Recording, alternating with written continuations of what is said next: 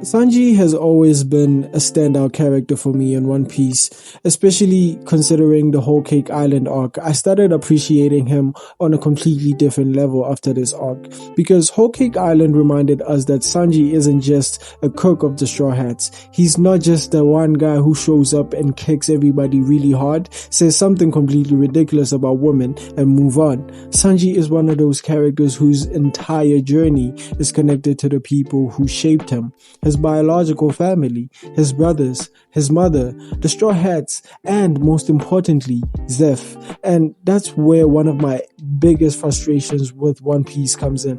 Because as much as I love Sanji and Zeff's relationship, I feel like Oda has left one massive part of Zeff's story completely unexplored. Prime Zeff. Because we're talking about a man who was once a legendary pirate, a man who is known throughout the seas as Leg Zeff, a man who sailed the Grand Line before Sanji was even born yet. And yet, after all these years, we still don't really know what his prime or what he was keeping his prime. One thing that bothers me is that Oda has created an entire mythology around Zeff. We're told about his reputation, we're told about his adventures, we're told that he was an incredibly dangerous pirate. We're told about his infamous kicks and how he became known as Leg Zeff. But when it comes to actually showing us what Prime Zeff could do, we get almost nothing. And that's strange when you compare him to other older characters in the series. Take Silver's Rayleigh, for example. Rayleigh was introduced as this old man who has retired from piracy, but Oda eventually showed us enough to understand what Prime Rayleigh represented. He was the right-hand man of Goldie Roger, the Dark King, someone who stood beside one of the greatest pirates in history. And even in his old age, Rayleigh was still capable of going toe-to-toe with some of the most strongest characters in the series. So when people talk about Prime Rayleigh being ridiculously powerful, we have something to work with. We have context. God damn it, we have feats. We have his relationship with Roger. We have his portrayal. We can actually make and construct an argument for him. The same thing happens with characters like Garb and Whitebeard. Their younger versions aren't just legendary because of the stories they tell us. We're given enough information to understand why they became legends. But Zeff, we are basically told, yeah, this guy was a master. And then Oda moves on. And I honestly think that's a missed opportunity. Take a walk with me for a minute, because I want you to imagine an actual flashback of Zeff's journey, not just a couple panels. I'm talking about a proper flashback.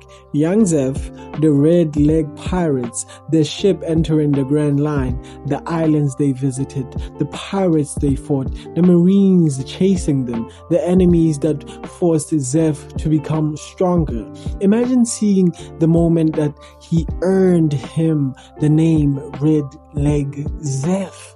Imagine seeing why other pirates knew his name. Because right now there's a massive gap between Zeff's reputation and Zeff's actual feats. And that gap becomes even more interesting when you look at Sanji. Because Sanji is basically Zeff's legacy walking around in the modern era. When we first meet him, he's already strong, but compared to the monsters of the New World, he's nowhere near their level, and the story keeps pushing him further. Alabasta, Annie's Lobby, Thriller Bark, Saobori Archipelago, The Time Skip, Dressrosa, the Whole Cake Island arc, Wano, and every time Sanji comes back, he is evolved. His speed gets better, his kicks get stronger, his durability increases, his body itself changes, and eventually we learn that Sanji's genetic modification have been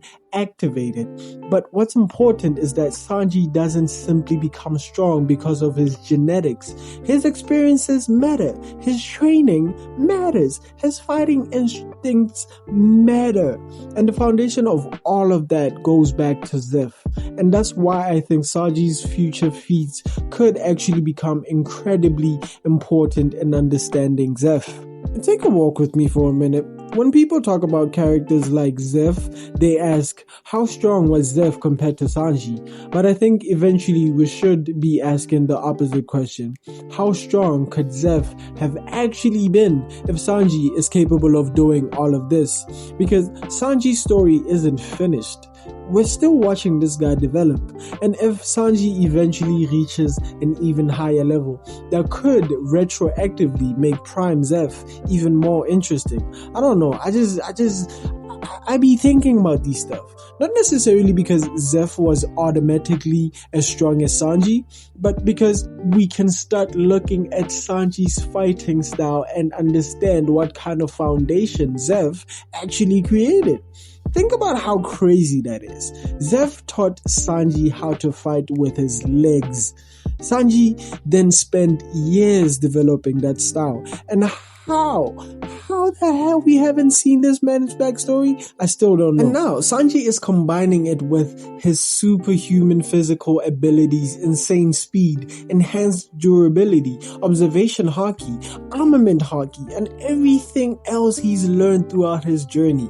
So imagine Prime Zeff with the experience of a pirate who spent years fighting throughout the Grand Line. And to be completely honest, we still don't know what kind of haki Zeff had. We don't know how advanced his techniques were. We don't know how or even know who he fought. We don't know how strong the Red Leg pirates actually were. And that's exactly why I want the flashback. I need it, Oda. I need it. I need it, Oda-san. I need it. Because there's so much missing information. You can't have me invested in this whole story and not see it through. And this actually connects to one of One Piece's biggest themes, generation. One generation builds the foundation, the next generation takes it further. Roger's generation paved the way for Luffy's generation. Whitebeard's era eventually gave way to the worst generation. Rayleigh became the mentor who helped Luffy understand haki, and we see this idea repeatedly throughout the story. So why couldn't Zeff and Sanji have the same treatment?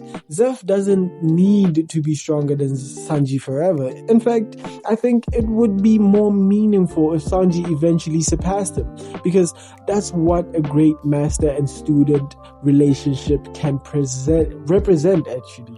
The student takes everything the master has taught them and then goes somewhere the master could never. And that's why I want Zeff to acknowledge Sanji's growth so bad.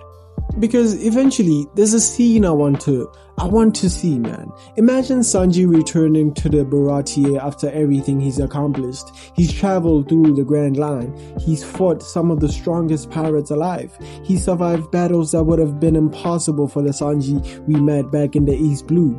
And Zeff stands there, yelling at him, insulting him, still pretending he doesn't care. But then Sanji casually mentions something he's accomplished. I don't know, finding the All Blue. And then Zeff just stops because he realizes something. This isn't the same kid who washed dishes at the Baratie anymore. This is a pirate who's become one of the strongest fighters in his generation. And Zeff could say something simple, something like, I couldn't have done that. That's all I need. That's all I need that. I need that, Oda. I need that. Because that moment wouldn't just be about simple power scaling. It would be about recognition. Zeff acknowledging that the student he's raised has gone beyond him. And Sanji would have, oh my god, man.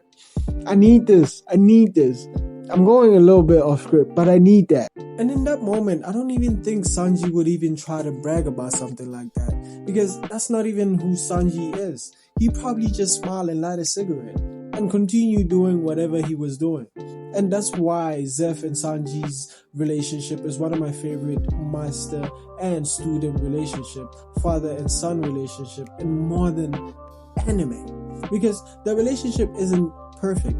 Zeff is harsh. Sanji is stubborn. They argue. They insult each other. They don't exactly sit down and have emotional conversations every 5 minutes. But underneath all of that is genuine love. Zeff sacrificed everything to keep Sanji alive. He gave Sanji food when they were both starving. He gave him a home. He gave him a profession. He taught him the value of feeding people. And most importantly, he gave Sanji something Judge never truly gave him. A father. Not a perfect father, but a father who actually cared whether his son lived or died. And Sanji eventually repaid that by carrying Zeff's teachings with him across the entire world. That's why Whole Cake Island hit so hard for me, because Sanji's conflict wasn't just about the Ving smokes. It was about realizing that the man he considered his real father had given him something even his biological father could never and couldn't. And that's why I think Prime Zeff is such a missed opportunity. Oda doesn't even need to give us an entire arc. Please, man. Just give us enough. Show us the Red Leg Pirates. Show us young Zeff. Give us a few serious fights. Give us a glimpse of the kind of pirates he fought. Show us why people feared him. And then just let us connect the dots to Sanji. Because right now, Sanji's feats are becoming more and more ridiculous, while Zeff remains this mysterious figure from the past. And honestly, I kind of love the mystery, but I also feel like we're missing something. Because Zeff isn't just some random ass old pirate. He's a man who helped to create one of the Straw Hats. He's a man whose fighting philosophy lives through Sanji. And if Sanji eventually reaches an even higher level, I want Oda to give us enough of Zeff's past to make us look back and think, damn, so that's who Zeff was? And at the end of the day, I don't need Zeff to be stronger than Sanji, honestly. I don't even need him to be comparable. I just want to understand the man behind the legend, because Sanji's journey has already shown us how powerful Zeff's teachings could become. And if Sanji eventually reaches an even higher level that even Zeff never imagined, then honestly, that would be one of the best ways to honor their relationship. Zeff gave Sanji the foundation. Sanji turned it into something greater.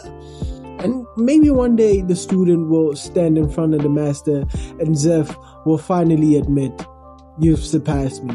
And honestly, that would be perfect, because Zeff and Sanji aren't just one of my favorite relationships in One Piece. They're one of my favorite master and student, father and son dynamics in modern anime. And I just want Oda to give us one last piece of their story, the story of Red Leg Zeff.